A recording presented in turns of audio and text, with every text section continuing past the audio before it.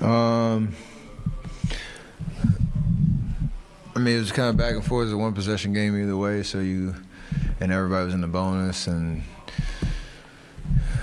just plays here and there that were really, indicative of just how wild the whole game was. Back and forth, a lot of scoring, a lot of playmaking, but a lot of competitiveness too. Like, I think everybody's trying to, get off to good starts. During the year, the in-season tournament vibe and the court change and all that just added a little extra energy to it. So, bled all the way down into the fourth quarter where plays are going back and forth, and it was obviously entertaining.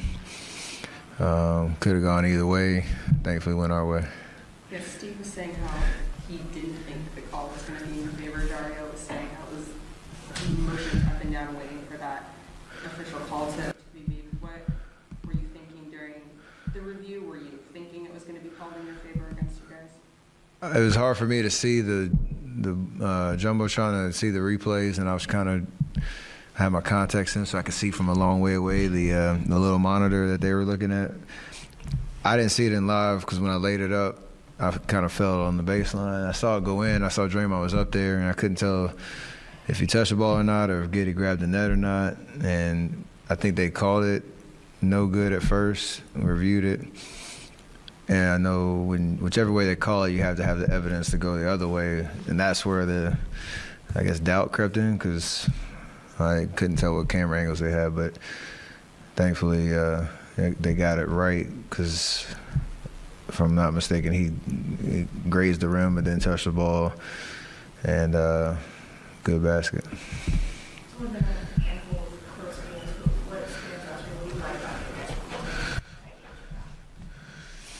I mean, considering we gave up 139 points, you're glad down the stretch we've gotten some necessary stops, and I think the biggest thing is we're just getting good shot attempts. Even, I think Clay's our last possession, last game tonight, it was a tie game, so it really wasn't indicative of ball control, but the last 3 minutes, so we were just, making good plays, keeping the game simple, and that helps, maintain composure and not give the other team, extra possessions or kind of deflate you a little bit. So that helps you stay engaged and gives you a shot. You're playing a numbers game at that point down the stretch, and you just want to have as many good possessions as possible. We've done a pretty good job of that. 13 assists and 0 turnovers for Chris tonight. What do you think about that? It's impressive, to say the least. His ability to see the court. He really got JK going. JK got himself going, but he got, JK in the right positions. Got Mo some good looks. Dario obviously got him some good looks the whole game.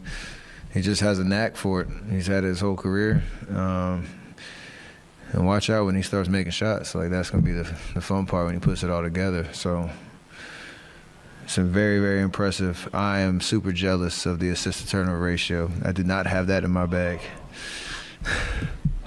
You jersey swap with Chad after the game. I'm just curious your early thoughts on him, and a lot of your shots tonight were going to get him at the rim protector. Just how challenging is already as a shot blocker? He's challenging because he really wants it. Like, he goes after it. He puts himself in position to make those plays. Obviously, offensively, he's ridiculously talented. He's a tough cover for bigs. He's a tough cover for guards if you switch, just because he can get from A to B pretty quick. He's got good finishing. He's got length. You have to respect him at all 3 levels. And he's just getting started. So it's the jersey swap and the history we have. He crossed me up at my own camp, whatever year that was. But to see him, now come, as I know he had a rough injury to start his career, but back and playing and healthy and, playing well, it's fun to see.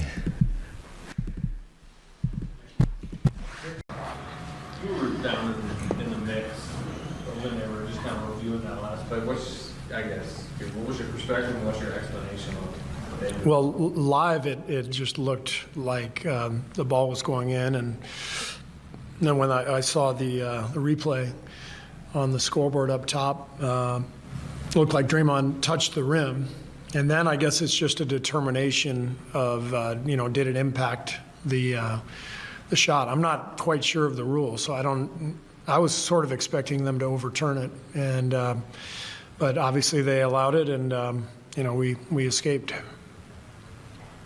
And what did you just make kind of the whole closing minutes of that game? Yeah, it was great. I mean, they took it to us the whole game. We really couldn't find much traction in the game. It was pickup game in the first half, and we had 12 turnovers first half, and we weren't playing very well. But I thought Jonathan changed the game late third with his energy and his force going to the rim. I thought Wiggs, his offensive boards in the fourth quarter were huge for us. And those two guys, in my mind, kind of shifted the momentum of the game and the energy of the game. And we climbed back in, with that third quarter close and then early fourth, we make a little push. So great execution, second half, 3 turnovers, the ball moved, guys knocked down shots, and we did just enough defensively because it wasn't our best night at that end, and they made a million shots, but we did just enough down the stretch. What did you think of Andrew's performance? I mean, it seemed like he was a little bit more aggressive in making more noise than we have so far. I think for us to take that next step, Wiggs, JK, and Gary have to be the athletes that they are. They have to provide that force and speed and athleticism and at both ends, whether it's on offensive rebounds or,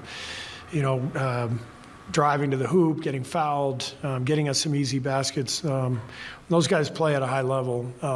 It just rounds out our team because we know we have, lots of skill and experience with our core group. But I thought that was really key tonight. We've talked about this plenty already this season, but your closing lineup choices seem to be more convoluted than ever. Do you feel that tonight when you mentioned JK and Wiggins, they were mostly out there? Yeah. I mean, I tonight was a difficult decision because JK and Wiggs were playing so well. But we decided to go to Gary because he was fresh. He's our best on-ball defender. They were killing us in small guard ball screens all night, and then Gary is a great finisher. I mean, he's basically a power forward in a guard's body, and he made that key hoop late off of Draymond's lob. He's got great feel around the basket, and so we went with Gary, but it could be 5 different guys next game. But right now, I think the guys are all just doing a great job of supporting each other and, really contributing when their chance comes and just accepting whatever decisions we make. Following up on that, I kind of asked you this after the Kings game where Clay hit the game winner. Because last season, you guys really struggled to close tight games, especially a game like tonight where it wasn't all going for you. And now you actually have options of who you want to close. I mean, what is the difference there? We need to leave last year in the rearview mirror. We have a decade of experience closing games, winning close games, winning championships. So last year was the exception. This year is the rule. What does it say about your resolve that you guys were able to finish that? It says we are who we are. We're, there's a reason, these guys have hung banners. They're wearing rings. They're good at this.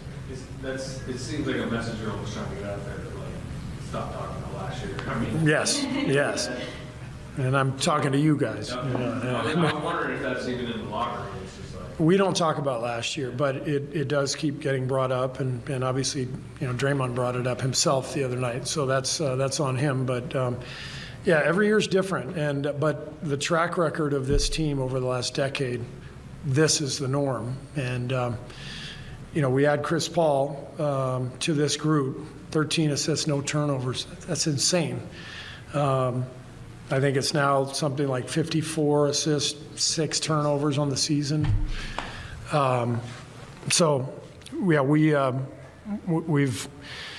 back to kind of who we've been, but we've added, one of the great point guards of all time to the mix. And so, we got lots of work ahead, but we feel good about, our team and what our potential is. You talked about all the championships and wins and so on and so forth, and yet this young team comes in here and goes blow for blow with you. Your thoughts on the Thunder coming up and they're without Shea Gilgeous-Alexander hanging right there with you guys at the very end. Yeah, these guys are coming. You can everyone can feel it. You can feel it last year, and now they have Chet back healthy and obviously playing at a high level. He's really added a different dimension to their team. So OKC's coming, and they're loaded with talent, extremely well coached. So we know that they're going to be a factor all year. Thanks. Great, thank you.